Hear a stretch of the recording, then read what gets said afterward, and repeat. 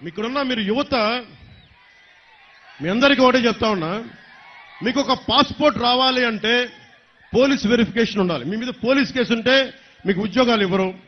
Passport రావాలంటే passport రాదు.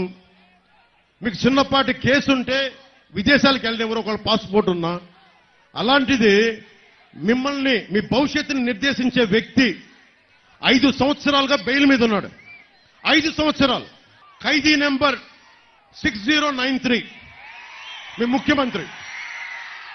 38 కేసులు, 38 అవార్డులు లాగా 38 కేసులు. 16 నెలలు ఆ చెంచల్ కూడా చెల్లపల్లి జైల్లో చెప్పకూడదన్న వ్యక్తి మనకి నీతులు బోధిస్తుంటాడు వచ్చి.